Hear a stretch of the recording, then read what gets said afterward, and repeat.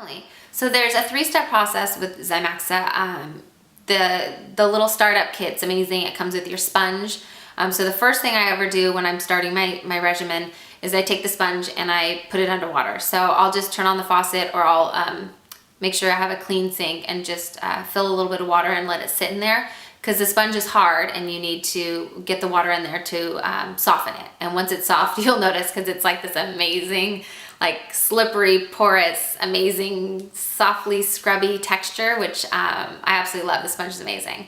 So once you have the sponge, you're going to put the cleanser on that. I like using about like a nickel size amount of cleanser. And I do squeeze it a little bit so that it spreads out throughout the sponge. Since the sponge has pores in it, it can help to deliver the product on your skin a little bit better. So then you'll take the sponge, and I just do circular motions all over my skin. You really want to clean it, get any of the dirt, oil, debris, makeup, whatever you have on your skin. And if you are a makeup wearer, I do suggest removing your makeup first. Personally, I don't love cleansing makeup into the skin. If you do, I would wash your face twice with the cleanser, and because it will remove your makeup, but I just usually like to take it off with a wipe or something before. So as you're cleansing, you just kind of want to get all areas, obviously avoiding your eyes, but getting all the way face, neck, décolleté. And then I like to rinse the sponge out, and I actually take the sponge and go over my skin once more to kind of get any remaining stuff, and then you can splash your face.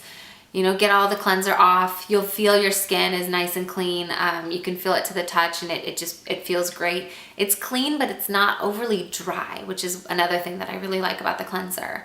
And then after that, you're gonna do your exfoliating step. And so this is where some people get confused, because it's not a scrubby exfoliator. It doesn't have beads in it. You're not gonna feel it scrubbing your skin. But it's exfoliating chemically. So that's what has the glycolic acid in there. So it's gonna help. Think of glycolic as like a little Pac-Man, and it's gonna eat away all the dead skin cells. And so that's how it's exfoliating. So I just put it on a cotton pad, and you just kind of make sure you hit every area of your face, again, avoiding your eyes. So I usually start on my forehead, go across my forehead, down my nose, you know, my cheeks, my lip, my chin. I always get underneath. I break out down here. My hormonal stuff is fantastic. So the toner will help with that.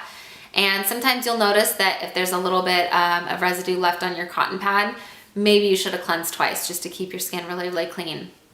And then the last step is my magic wand. So the spot treatment, and basically that is a liquid with a doe foot applicator.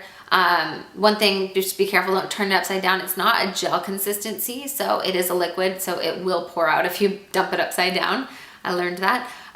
So just untwist it, and wherever you feel that you have, you know, any of those problem areas, those deep blemishes, whiteheads, blackheads, anything like that that needs a little extra love, anything that's red, any of those areas, I just take the wand and kind of go over it. You don't have to be super specific and just get it on the spot.